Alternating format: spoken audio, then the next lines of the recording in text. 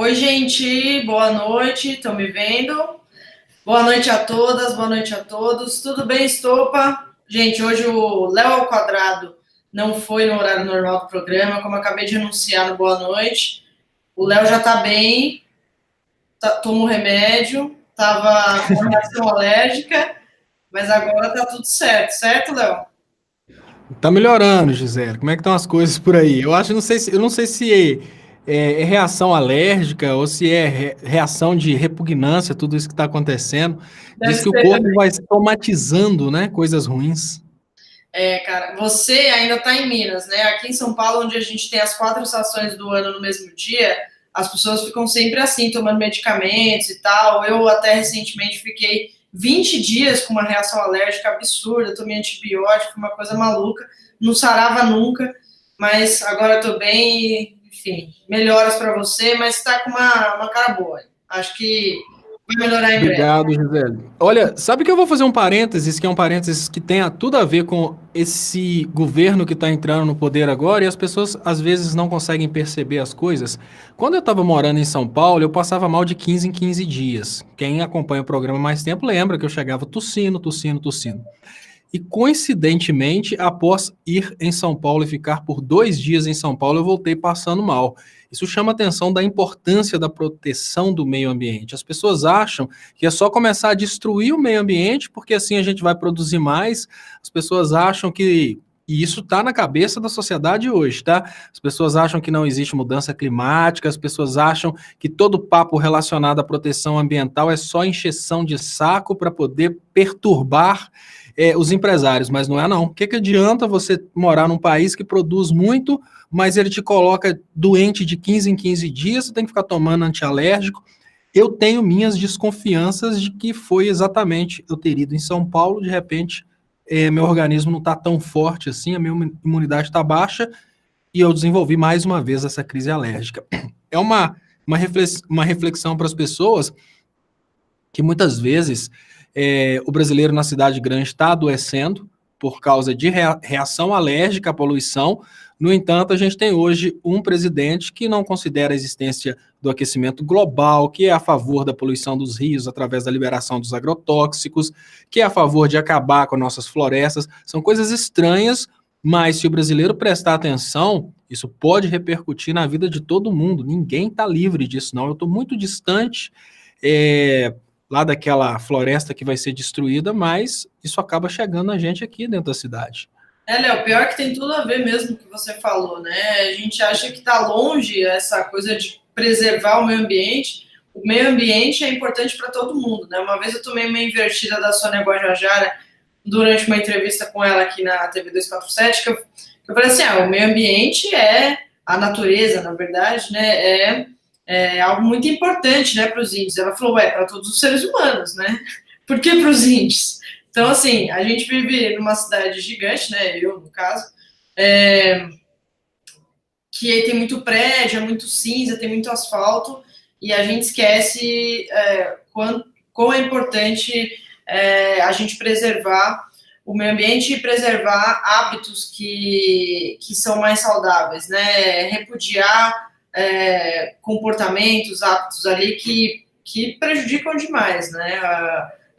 Usar canudos para matar tartarugas, etc. Então, vamos tirando isso aos poucos. Ainda não sou vegana como o William De Luca. O William De Luca é vegetariano, mas precisamos dessa revolução. Ô, Léo. Nós precisamos de uma revolução de consciência, Gisele, porque as pessoas no Brasil não têm a noção de que a gente está fazendo é o contrário. Você tá toda esperançosa da gente ir numa direção legal, mas o brasileiro colocou no poder um presidente que está indo na direção contrária, que não acredita em nada disso que você falou, e é isso que deixa a gente muito louco. Que está vendendo as terras indígenas, né? Que quer vender. Porque já prometeu, já anunciou, já colocou o vende-se, assim. Pois é, então assim, a coisa tá feia, porque enquanto o mundo tá todo pensando, olha, para eu manter a qualidade de vida da minha população, eu tenho que manter a qualidade do ar, eu tenho que evitar a utilização de produtos que podem ser levados para os rios e envenenar as pessoas. Nosso presidente não, para manter a qualidade de vida da população, basta liberar todos os agrotóxicos, liberar todo tipo de poluição. Você já parou para pensar que hoje, Gisele, a gente tem uma qualidade razoável de ar e de água, porque a gente tem órgãos de fiscalização do meio ambiente. Os órgãos de fiscalização do meio ambiente são inimigos do Bolsonaro. Agora, você já parou para pensar que sem o IBAMA, por exemplo, para exigir das empresas que depositem no ar somente a quantidade permitida, por exemplo, de partículas de carbono, outros tipos de particulado, sem esses órgãos fiscalizantes, você já parou para pensar que nós vamos começar a respirar um ar extremamente poluído e que essas gripes alérgicas podem tomar toda a população? Poucos param para pensar nisso. É só na hora que a dor vier que as pessoas vão entender como que pequenos atos de um ignorante com iniciativa podem causar aí a destruição da qualidade de vida de um país gigante como o Brasil. O impacto ambiental ele é global. A destruição que o Bolsonaro pretende fazer dentro da floresta amazônica vai ter impactos lá no Polo Norte, vai ter impactos na Europa, é uma coisa global. É por isso que chama a atenção de todo mundo, mas aquela coisa, né, que inclusive veio de índios. O ser humano um dia vai entender que ele está destruindo a natureza e dinheiro não se come. É coisa básica, mas enfim. E o Bolsonaro, Léo, ele acho que não está se tocando de uma coisa, né? Porque ele está aí anunciando que o Brasil não vai mais sediar a COP, né, que é o evento do meio ambiente que seria importantíssimo ser sediado no Brasil, já havia sido anunciado. E isso, então, ele tirou o corpo fora aí, já disse que não vai acontecer por corte de custos, né? Um argumento bem X, assim. Além disso, tem feito declarações como a ameaça de que o Brasil vai rever o Acordo de Paris, e isso tem consequências econômicas, né? Outros países podem colocar isso como argumentos, como motivos, como até já ameaçaram, né? A França, por exemplo, de que, se não tem acordo ambiental, não tem acordo econômico, meu querido. Você não quer fazer parte de um acordo para a gente preservar o planeta onde a gente vive e quer manter todas as vendas, todas as compras, tudo certo. Não vai funcionar assim, mas eu acho que ele não percebeu ainda. E tem gente o Bolsonaro tem uma visão geopolítica tão pequena, Gisele, que ele é daquele cara... Sabe quando... Assim, é bem difícil lembrar nitidamente de quando a gente é criança, mas quando eu era criança, um pouquinho que eu me lembro, às vezes passava perto de uma vitrine, eu falava, pai, compra. Já teve caso de passar perto de exposição de carro, quando saímos do interior e viemos passear aqui no Belo Horizonte, quando passamos na frente de uma exposição de carros novos, eu falei, pai, compra! Exatamente porque aquela criança tem aquela ideia de que é só entrar e buscar, ela não entende que tem uma contrapartida. A visão bolsonariana geopolítica é essa visão de que você tem só que receber, que você não tem que pagar absolutamente nada. Os bolsonarianos não entendem que o Brasil pode participar de acordos internacionais, mas para isso ele tem determinadas regras a cumprir. Você vai cumprir o acordo do clima, você pode participar da Organização Mundial de Comércio. Saiu do um, saiu do outro, companheiro. É o caso que está tendo uma confusão, inclusive entre países desenvolvidos, né? Porque hoje tem uma confusão danada do Reino Unido saindo da União Europeia exatamente por causa dos acordos. Olha, se não der certo no acordo, não tem livre comércio, e aí a coisa vai. O Bolsonaro, ele não entende que existem contrapartidas. O Bolsonaro acha que é Trump. Ele acha que é realmente presidente do país que tem o maior índice de consumo do mundo, que realmente para o Trump sair de um acordo do clima é muito confortável. É o país que mais consome no mundo, ou seja, quando uma França pesar o tanto que vende e compra dos Estados Unidos com o impacto de sair do acordo do clima, acaba que o volume de vendas para os Estados Unidos ganha. Mas no caso do Brasil é bem diferente. O Brasil tem muito a vender para fora. Aí o que eles podem fazer é boicotar. Olha, Estados Unidos sai do acordo do clima, mas Estados Unidos compram na nossa mão. Vocês saem do acordo do clima, mas a gente compra na mão de vocês se a gente quiser. Agora a gente passa para o seu concorrente. Então o Brasil perde digamos que esse trunfo de participar da Organização Mundial do Comércio. Mas enquanto o Bolsonaro achar que é Trump, quem paga o pato, infelizmente, é o povo que achou que estava votando no Trump, esse povo bobo brasileiro aqui, que olhava para o Bolsonaro e falava, é o Trump brasileiro. É o Trump brasileiro que vai, na verdade, colocar o Brasil submisso, né? O Trump, America First. Bolsonaro, também America First. Nesse ponto, sim, mas o problema todo é que os dois estão falando da América do Norte.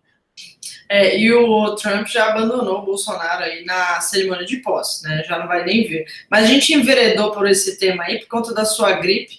mas que é um tema muito importante, né? Então, é super válido tocar nesses pontos também. Vou ler o comentário de duas membros do canal aqui, a Sônia Maria Martins Guirado, que pergunta onde vamos chegar, e a Paula Menicone, que diz que é vegana. Ô, Léo, eu coloquei esse tema aí do mobilização popular para a libertação de Lula pelo seguinte, como uma repercussão do dia de ontem, né, o PT se manifestou, a senadora Gleisi, presidente do PT, a Dilma deu declarações, soltou nota, todas no sentido de que as instituições não vão soltar o Lula, somente uma mobilização popular, né? E aí eu queria aproveitar, antes de passar para você, ler aqui uma mensagem que o Lula transmitiu hoje, que foi por meio de um assessor dele, Marco Aurélio, curiosamente, tem o mesmo nome do ministro que ia soltá-lo ontem, conhecido como Marcola. Ele foi falar com a militância lá da Vigília Lula Livre, depois de se encontrar com o Lula, e a mensagem do Lula foi a seguinte: eu não estou preso, eu sou refém. Quem não entendeu isso ainda, não entendeu o que está acontecendo comigo. Eu não vou estar sozinho no Natal, ele quer dizer, né? Eu vou estar com eles. E aí ele estava se referindo aos militantes da Vigília. Ele também disse que se tem uma pessoa disposta a fazer oposição nesse país, é o Lula, disse o Marco Aurélio, né? Ou seja, sou eu. Frase do Marcola também. Ele disse que cada vez que está ali, ele ouve bom dia, boa tarde, boa noite. Pediu para a gente se reenergizar neste período natalino, que o ano que vem será um período de muita luta, que ele mais vai precisar de vocês. Léo, queria que você comentasse tanto a mensagem do Lula, quanto essa ideia de mobilização, porque depois do dia de ontem, foi um repeteco do que aconteceu no TRF4, né? Aquele dia que a gente viu um desembargador soltar, um desembargador manter e o presidente decidir, o presidente da corte, né, do tribunal.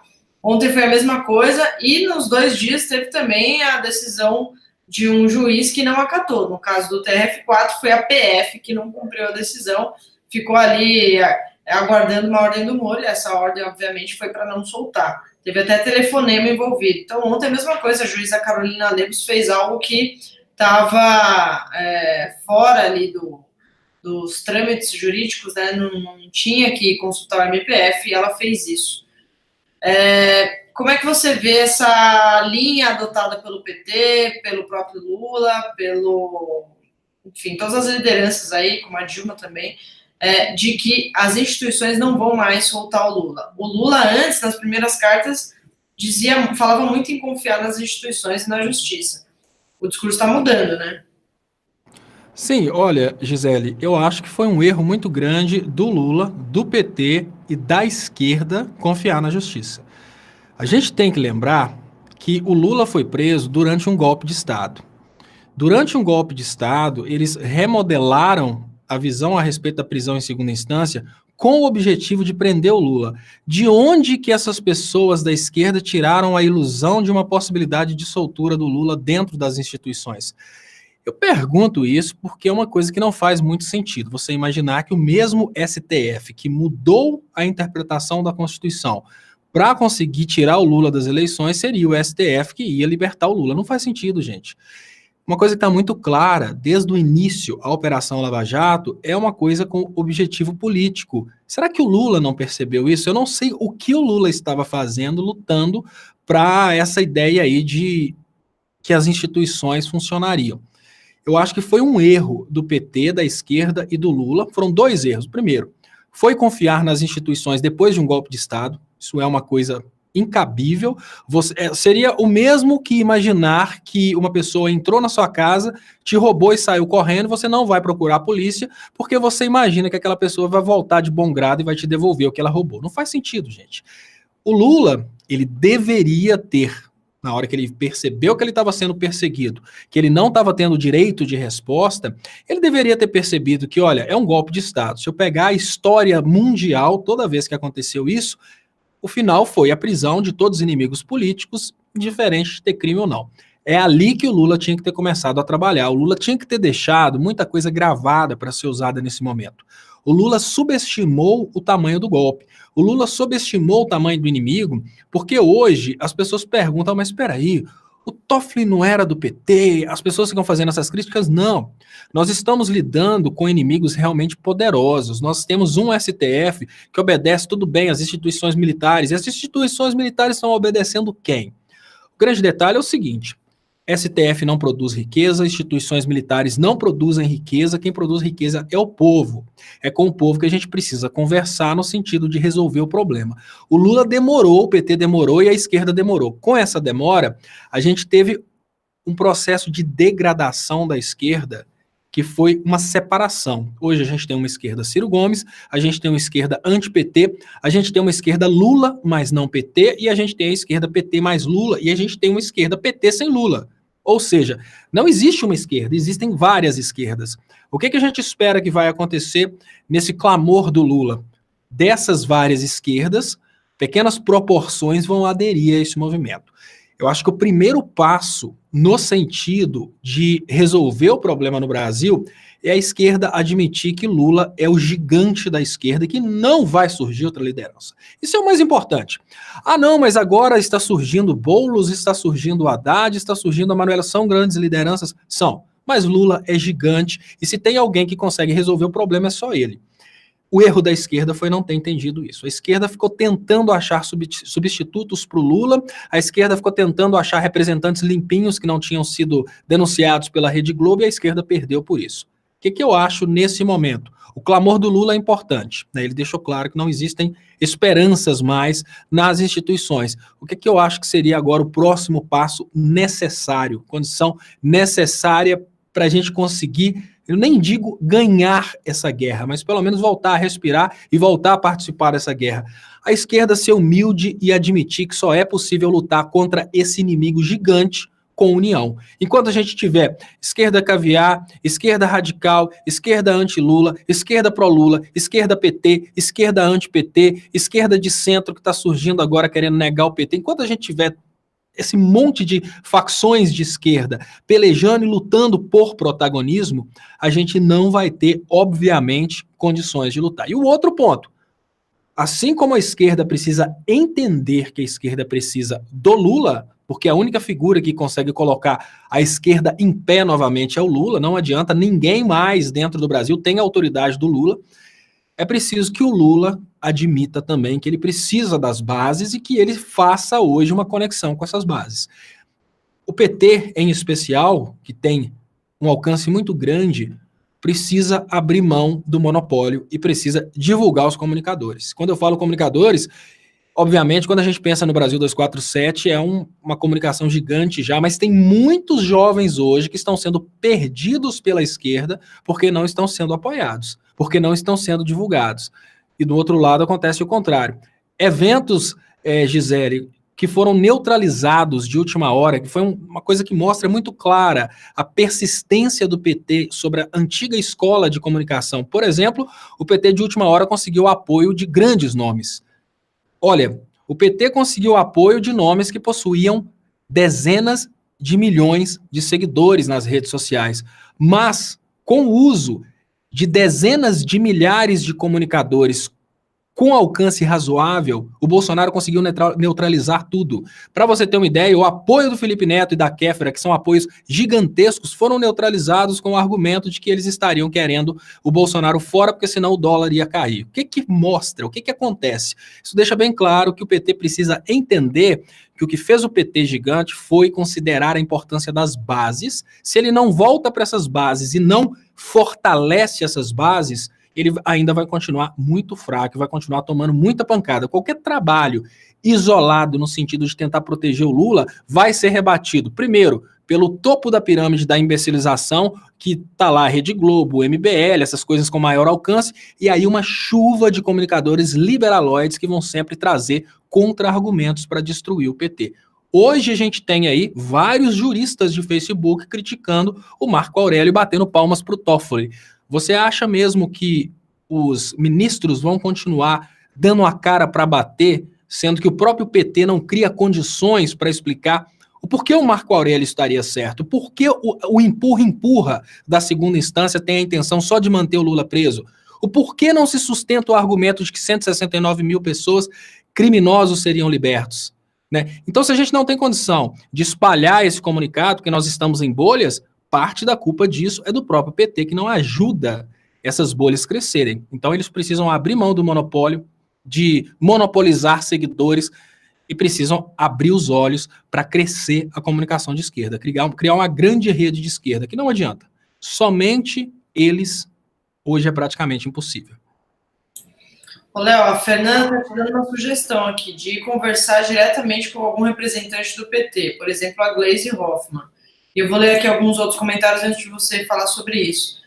Valtair Almeida pergunta aqui: o povo brasileiro quer saber onde está o Queiroz. A Anne Figueiredo diz que vai estar com o Lula no Réveillon. Precisamos fortalecer os atos na vigília, disse a Anne. E a Anne Figueiredo, ela mandou um vídeo bem legal para o Lula. A gente anunciou aqui que ia fazer uma montagem de vídeos para o Lula, né?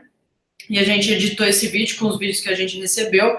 Quem quiser mandar ainda, tem que mandar hoje à noite ainda, no máximo nessa madrugada, porque amanhã de manhã a gente vai terminar de editar esse vídeo. E o da Anne é muito bacana. Então a gente vai mandar num pendrive lá para o Lula. Se você quiser gravar o seu vídeo, grava, pode ser do celular, da câmera do computador, manda para o contato@brasil247.com.br, mas tem que ser agora, depois do Léo ao Quadrado. Termina de assistir o programa, depois tem uma entrevista que o Mauro fez, que vai passar aqui no canal, e aí depois você grava o vídeo e manda para a gente nesse e-mail que a gente consegue juntar ainda, que vai dar tempo. A Jana diz: gente, não falem em fechar o STF, pois perdemos a razão com isso. A questão aqui é um levante popular em favor do Lula. Urbano Ferreira Silva diz: não, no meu carro tem um adesivo Lula livre, você tem um? Né, ele está aí estimulando a galera a ter um adesivo no carro. Olha, Urbano, no mínimo você é bem corajoso, porque você já deve ter tomado alguma pedrada no seu carro, né? Se não tomou ainda, o seu carro é uma mira. Não sei em que cidade você mora, mas aqui certamente seu vidro já estaria quebrado. Ô, Léo, o que você acha dos parlamentares do PT boicotarem a posse do Bolsonaro no dia 1º de janeiro? Esse foi o anúncio, não foi um anúncio oficial ainda, deve ser feito nos próximos dias, mas foi uma notícia que foi dada para o 247 e a gente noticiou em primeira mão aí essa informação. Os parlamentares do PSOL e do PCdoB ainda estão avaliando essa possibilidade. Olha, Gisele, a visão que eu tenho, eu não vejo isso como uma boa coisa. Porque boicotar significa boicotar uma decisão nas urnas, ainda que eu diga que não é uma decisão democrática, porque para existir democracia, o Lula tinha que ter sido candidato. Afinal de contas, ele tinha a maioria das intenções de votos. Mas eu acho que boicotar um resultado das urnas é se reduzir a Aécio. Eu não vejo com bons olhos isso. Eu acho que participar, assumir a ideia de que o Bolsonaro venceu e ter autocrítica, e eu acho que a autocrítica que eu falo não é aquela autocrítica demagoga da Marina Silva de fazer com que o PT entre num processo de autodestruição, repetindo aquilo que a Globo fala toda hora. A autocrítica que eu falo nesse momento é em termos de estratégia. O que está errado que nós não conseguimos mais conversar com os jovens como a gente conversava 15 anos atrás?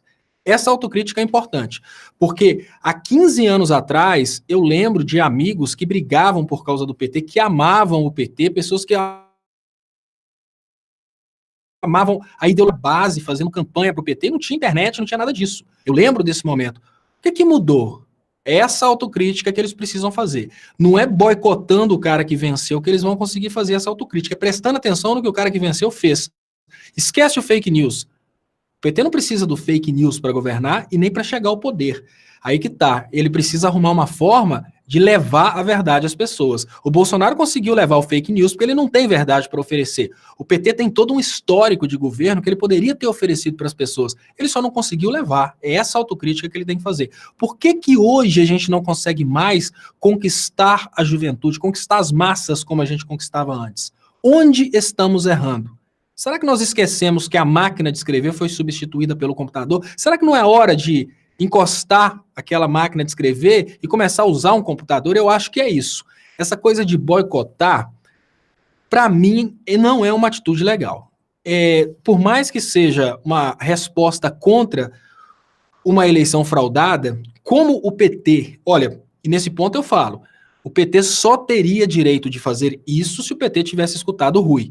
Não lançava candidato se o Lula não fosse candidato. Que aí tudo bem, ia boicotar porque é uma resposta ao boicote. Como o PT assumiu o risco de colocar o Haddad, o PT legitimou a farsa, precisamos admitir. Ele fez parte da legitimação dessa farsa porque ele não quis abrir mão de participar das eleições para mostrar para o mundo que estava rolando um golpe. Como ele participou da farsa, ele tem que continuar dentro da farsa, porque senão o desrespeito não vai ser com o Bolsonaro. O desrespeito vai ser com 55% de eleitores do segundo turno. E esses 55% de eleitores do segundo turno conseguem manter o Bolsonaro para lá para o resto da vida. Então, se o PT não respeita a decisão dos votos, para depois mostrar que foram influenciados por fake news, para mostrar que o Bolsonaro só falou mentira, isso mostra depois. Mas se ele não respeita essa decisão, ele vai estar se reduzindo aí a Aécio. Eu não faria isso. Tanto é que eu falo, olha, hoje o Bolsonaro está eleito, o máximo que a gente pode fazer é lutar para que os podres dele continuem vindo à tona, mas essa coisa de criar formas de tentar derrubar o Bolsonaro, isso não é certo, porque isso não vai resolver o problema. A gente vai estar se aesizando. Nesse momento é mostrar os podres, mostrar que ele falou mentira, mostrar para os eleitores dele que eles foram enganados, isso tudo é válido e jamais, sob hipótese alguma, admitir o uso da palavra democracia. Democracia pressupõe o direito do povo decidir. Se os juízes decidiram antes quem podia ser candidato, não é democracia sob hipótese alguma, mas é decisão vinda das urnas. E o culpado da decisão ter sido legitimada, um deles é o PT. Se a esquerda tivesse toda se retirado das eleições, o resultado teria sido o mesmo, mas em contrapartida agora ela teria mais autoridade de falar. Prenderam um candidato que estava em primeiro lugar nas urnas. Não, o PT lançou o candidato alternativo e como ele lançou o candidato alternativo, eu vejo como obrigação do PT com o próprio eleitorado, e o eleitorado do PT não é só quem votou no PT, o eleitorado do PT é o universo de todos os eleitores brasileiros, eu vejo como obrigação do PT, dentro do Brasil, participar da posse do Bolsonaro, aprender com a posse do Bolsonaro, ser humilde para admitir que foi destruído numa estratégia de campanha. Foi suja? Foi suja. Mas o PT, há poucos anos atrás, conseguia lutar com a sujeira do PSDB. O que aconteceu agora? É isso que ele tem que buscar para entender. O que aconteceu que ele perdeu os jovens? O que aconteceu que ele perdeu a capacidade de comunicação? Aprender com os erros e não tentar virar as costas e falar que não foi vencido, não admitir a derrota, tem que admitir a derrota. Eu acho que nesse momento ele tem que participar. Não, mas o PT, um fato é que o PT reconheceu a derrota, né? Ele não está reivindicando revisão de votos, por exemplo, como o Aécio fez, não está pedindo a saída do Bolsonaro. Então, quanto a isso, aceitou que perdeu. Agora, aponta, claro, irregularidades nas eleições, né, na campanha, como aconteceu de fato também com fake news, com o pagamento de financiamento de empresários, né? Isso já foi escancarado, só não tem investigação porque não se quer investigar. Agora, o Bolsonaro também estimula a violência contra petistas, né, e demonstra não ter apreço à democracia. Será que isso não pode ser talvez um motivo de ruptura a essa tradição de se comparecer à posse? Não sei, é uma dúvida. Agora, eu vou ler um superchat do Rude, que ele pergunta, só o povo tira ou será que precisará surgir um MR8? E eu vou te trazer uma pergunta, Léo, uma provocação do Edu Goulart. Léo, não é por aí. Você está sugerindo que o PT contrate milhões de robôs, que faça conchavos com a grande mídia, que mande empresários comprarem pacotes de WhatsApp com enxurrada de mentiras? Não, e sob hipótese alguma. Eu vi vários jovens começando a falar de política com uma tendência de esquerda e ficando ali com 100 seguidores, 200 seguidores, vi vários, eles faziam comentários dos meus vídeos, escreviam meu nome, por isso eu achava. Daí a pouco esses mesmos jovens estavam começando a fazer um trabalho de direita, eles pulavam de 100 para 5 mil para 100 mil inscritos. Isso porque uma cultura de valorização surgiu no esquema Bolsonaro. eu não estou sugerindo que o PT faça o que o Bolsonaro fez na reta final. A sugestão que eu tenho é que o PT saiba cativar as pessoas como o Bolsonaro está sabendo cativar as pessoas. Um dos maiores erros da esquerda é não admitir que na direita existem pessoas inteligentes. Isso é um erro seríssimo. Hoje eu vejo dentro dos grupos as pessoas falando mal, por exemplo, do Nando Moura. É absolutamente normal você virar e falar, olha, o Nando Moura é uma pessoa que fala coisas que não são boas para o futuro do Brasil. Agora, falar que o cara é um idiota, um imbecil, um retardado e consegue usar a eloquência dele para conseguir levantar 3 milhões de seguidores e falando aquela toda mentirada, sem embasamento, ele consegue prender esses seguidores, ele não é um idiota, ele é um gênio. Nós da esquerda não estamos percebendo que a gente está com discursos dispersos porque a gente não tem uma comunhão de ideologia de esquerda. Vou te contar uma coisa, Gisele, olha, você acha que nós vamos conquistar jovens se nós estivermos convidando jovens para que adotem uma ideologia que condena a prosperidade? Estou te falando isso porque existem muitas desconexões dentro do ideal de esquerda e essas desconexões que são atacadas normalmente. Por exemplo, o pessoal da direita, quando vê uma pessoa de esquerda com carro novo, fala, se você é de esquerda, venda seu carro e divida. As pessoas assustam, principalmente os jovens. O cara fala, não, eu quero ficar rico, eu não quero ser de esquerda. Toda essa distorção da ideologia de esquerda, que olha, você pode ser milionário e ainda assim querer o bem dos mais pobres. Isso é ser de esquerda.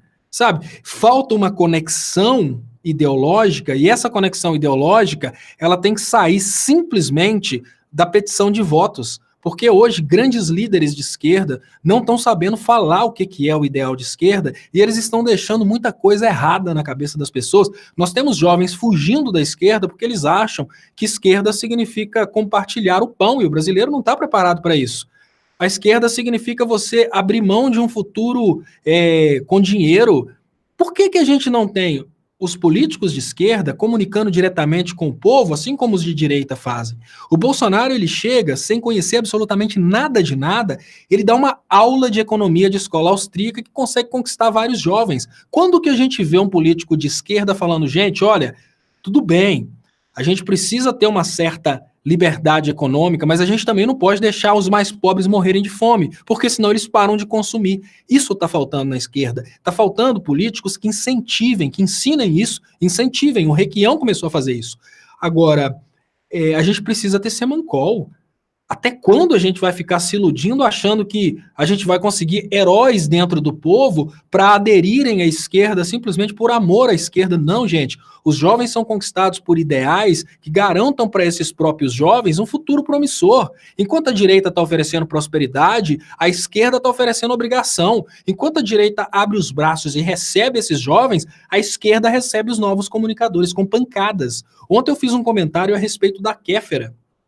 E esse comentário é muito importante porque a esquerda não está sabendo que ela faz isso, ou então a esquerda faz isso de caso pensado para poder diminuir a concorrência. Olha, me parece que a Kéfera bobeou numa colocação sobre feminismo. O que eu penso particularmente é que se uma pessoa gigante como a Kéfera decidiu lutar do nosso lado, a gente tem que pegar a Kéfera nos braços toda hora que ela tiver um tropeço e falar, Kéfera, não é assim. E não criticar. Agora você imagina, enquanto a direita vai endireitando todo mundo que vai para aquele lado, a esquerda enche de pancada quem tenta vir para o lado da esquerda e tem um tropeço. Eu estou vendo hoje nos grupos, as pessoas estão começando a esmiuçar o passado do filósofo Paulo Giardelli, que, assim, indiferente de qual sua posição a respeito dele, ele é um filósofo progressista. Não é a direita que está esmiuçando o passado dele, é a esquerda que está procurando os podres dele para provar que ele não presta. Gente, que puritanismo é esse na esquerda? É nós que precisamos de pessoas do nosso lado. A gente não tem que ficar fazendo seleção. A fulano quer vir. Peraí, traga seu currículo, mostre para mim que você pagou corretamente os dízimos. A gente vai dar para um cara... Olha, todo ativo que a gente conseguir para essa guerra é bem-vindo. Nós estamos com uma cultura de que todo mundo que está chegando do nosso lado... Tem gente da esquerda estapeando. essa ideologia está desconexa. E por que ela está desconexa? Porque não tem grandes líderes direcionando a comunicação de esquerda. Enquanto do lado da direita tem grandes líderes e grandes instituições financeiras canalizando os jovens que falam para a direita, do lado da esquerda a gente tem uma rede toda dispersa. Aí entra, por exemplo, o Paulo Giardelli e fala, não, eu acho, não interessa. Uma pessoa pode ter sido de direita até um segundo atrás. Se agora essa pessoa decidiu a fazer um trabalho de esquerda, você não tem que ficar perturbando o passado dessa pessoa e esmiuçando, assim, destrinchando o passado dessa pessoa para falar que ela não presta, ela está lutando do seu lado agora. Como que a gente vai conseguir quebrar isso que acontece dentro da própria esquerda? Quando grandes líderes com muito alcance assumirem o controle desses grupos que estão surgindo agora. Enquanto esses grupos estiverem dispersos, eles estão em processo de autodestruição. Então uma menina da esquerda agora está destruindo o Paulo Giardelli. Ah não, o Paulo Giardelli no passado ele era misógino. O que interessa? Todo mundo pode mudar. Peraí, me permita discordar de você. Ele não era misógino no passado, ele é no presente. Eu discordo do seguinte ponto do que você disse. Não é todo ativo bem-vindo. Eu não acho que é qualquer pessoa que tenha um pensamento progressista que seja bem-vindo à luta. Eu não aceito qualquer tipo de pessoa lutando do meu lado. Por exemplo, uma pessoa que se diz de esquerda, mas que é racista. Uma pessoa que se diz de esquerda, mas que é misógina. É o Ghirardelli, né? Ele publica vídeos aí que podem ter comentários construtivos, enfim, que tem um pensamento mais alinhado à esquerda, mas ele foi escroto, essa é a verdade. Não acho que a Sabrina está sendo injusta com ele por dissecar o passado dele. Na verdade, o passado dele já está aí, já está escancarado. E ele foi completamente agressivo e misógino com ela. Eu acho que se um cara desse se diz de esquerda, cria um canal no YouTube para colocar suas ideias e dizer que está na luta aí pela esquerda, e enfim, é filósofo, ele tem que abraçar todas as lutas. A luta de classes, a luta antirracista, a luta antimachista, ele tem que abraçar tudo isso. Não dá para você ser de esquerda sem abraçar todas as causas, né? Eu disse agora há pouco, né, no começo do programa, eu não sou vegana. Por exemplo, essa não é uma causa que eu abracei, é verdade. Mas eu acho que ela é necessária também. É um pecado meu, que eu acho que isso tem que ser feito de forma revolucionária. Como eu disse, o ideal seria todo mundo parar de comer animais. Não parei ainda, mas todas as outras lutas eu acho que, e inclusive essa, né, eu apoio. E eu tento ser, em todos os meus comportamentos, em todos os meus comentários e ações, tento ser antirracista, antimachista, claro, né, que eu sou mulher. Então, eu acho que a esquerda envolve tudo isso, né? Não tem como você, por exemplo, falar de feminismo e não incluir mulheres negras, enfim.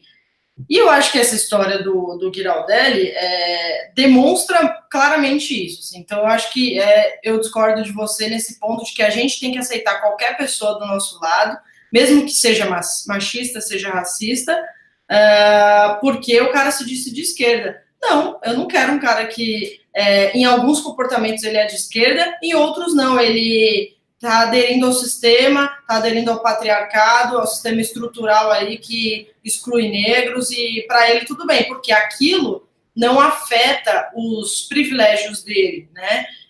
Agora, quando afeta, ele tem ali uma pessoa que também tem um canal no YouTube, que também é de esquerda, um canal que cresce, e, ele é um macho alfa, branco, privilegiado, que pode estar se sentindo ameaçado, por que não?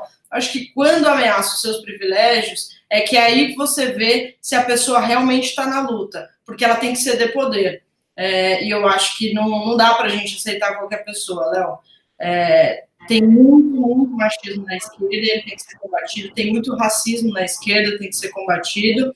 A gente tem que aceitar as pessoas que estiverem dispostas a melhorar, e não estou dizendo aqui que eu não tenho falhas, todo mundo tem, mas eu acho que as pessoas tentam melhorar. Esse não é o caso do Ghirardelli, né? Ele, acho que foi muito explícito aí nas suas agressões, e não tem a menor intenção de dizer que isso foi um erro. Acho que é o que ele pensa mesmo, e vai seguir em frente com isso.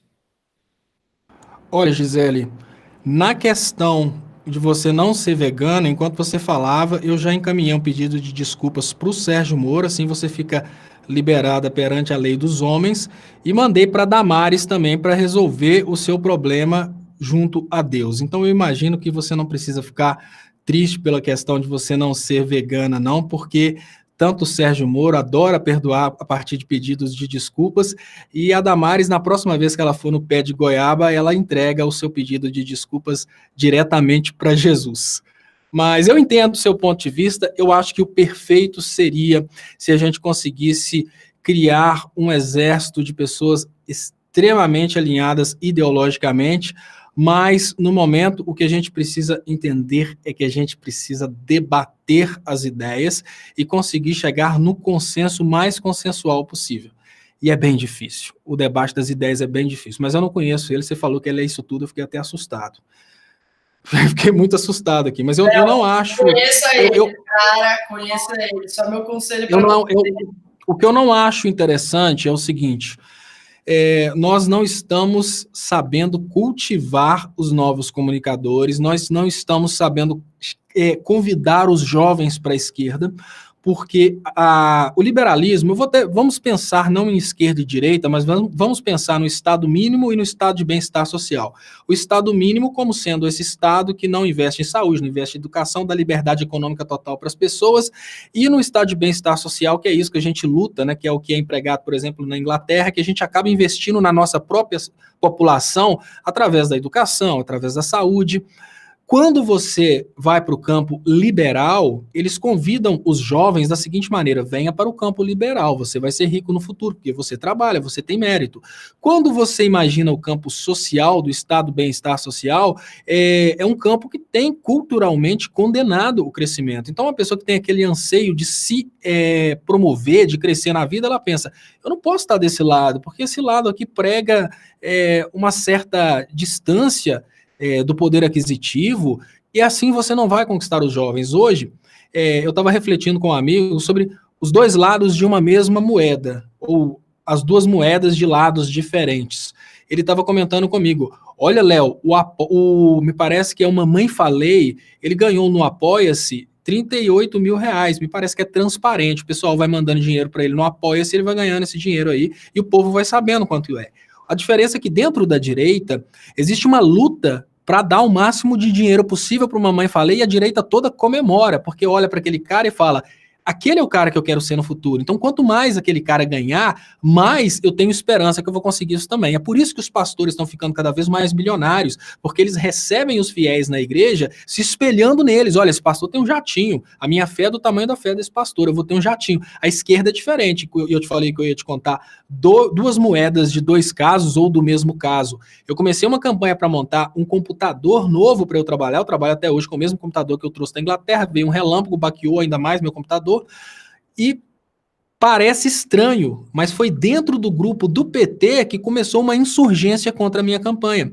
As pessoas falando que eu tô querendo demais, que eu ganho dinheiro do Superchat, dava para comprar um computador novo, que o computador que eu tô pedindo não é merecido, que é um computador muito caro. Aí você imagina um comunicador novo, vivendo essas duas situações. De um lado, ele vê o cara do Mamãe Falei recebendo 38 mil reais no Apoia-se, e a direita do Brasil com vergonha porque ele deveria ter recebido 60, ou seja, mês que vem todo mundo vai lutar para pagar ele mais, porque lá na direita, o lucro, o crescimento econômico, ele é, digamos que, louvado. Na esquerda, toda vez que você tenta crescer um pouquinho, você recebe críticas. Eu falo, olha, eu preciso trocar o computador.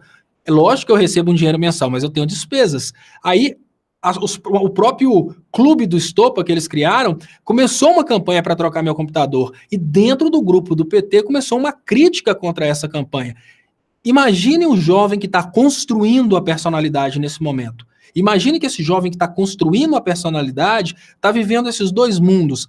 Você acha que esse jovem que está começando a engatinhar ideologicamente, você acha que ele vai escolher o lado em que o seu próprio time recrimina uma tentativa sua de colocar uma ferramenta disponível para você trabalhar para o próprio time, olha, um computador para eu continuar fazendo o trabalho, para o próprio PT, dentro do PT surgiu essa crítica. Você acha que um jovem que está formando a ideologia dele hoje vai preferir estar nesse grupo que critica uma pessoa do próprio time porque está tentando montar um computador, enquanto o outro grupo está lá louvando o cara porque ele ganhou 38 mil reais e está todo mundo tentando fazer ele ganhar ainda mais? É meio difícil, gente, conceber uma coisa dessa. Então, se a gente não souber conversar com os nossos jovens que esquerda não significa o comunismo que o Bolsonaro prega, que esquerda não significa uma vida nas montanhas sem riqueza. Não tem nada disso. Muito pelo contrário, a esquerda significa uma riqueza, porém, uma riqueza que não dependa de uma grande desigualdade social. A esquerda significa, olha, eu posso ser rico sem o meu vizinho ser miserável. Eu posso ser rico num contexto em que todos são ricos. É esse ponto de vista que a esquerda precisa perceber, precisa começar a passar para frente. Mas como que ela vai fazer isso? Com grandes líderes sabendo comunicar, com grandes líderes sabendo explicar a ideologia.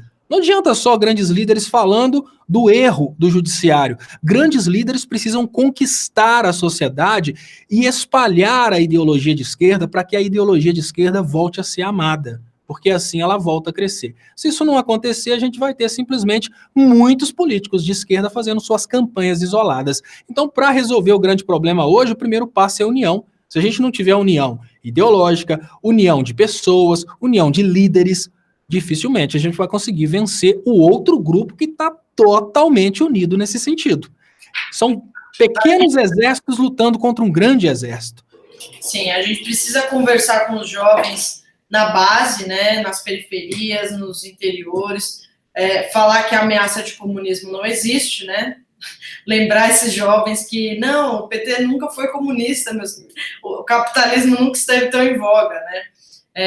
Mas acho também que, muito pessoalmente, né, acho que tem muitos canais importantes, né, a internet, claro, tem que ser explorada, mas é também muita conversa olho no olho, conversar com muita gente sem ser só mensagem no Facebook, porque às vezes demora, né, às vezes você demora muitas conversas para convencer alguém, e não é chegar tentando já convencer a pessoa, é chegar tentando ouvir. Porque se a gente não se colocar no lugar da outra pessoa, se não entender, se só chegar achando que a outra pessoa é uma tapada e você é o esperto que está com a razão, a gente não vai conseguir mudar essa concepção. E também deixa o Bolsonaro governar, que as coisas podem mudar sozinhas, algumas delas, pelo menos. Léo, vou precisar encerrar aqui, que o prédio fecha, né? Como todo mundo já sabe, a gente sempre fala que o prédio fecha às 10 horas, e então eu tenho que ir nessa. Encerrar a transmissão, mas foi um prazer aqui. Obrigada a todo mundo que assistiu, uma audiência bem legal aqui. Chegou um superchat do Portal Vermelho. A direita já está articulando para voltar ao poder desde antes do impeachment da Dilma.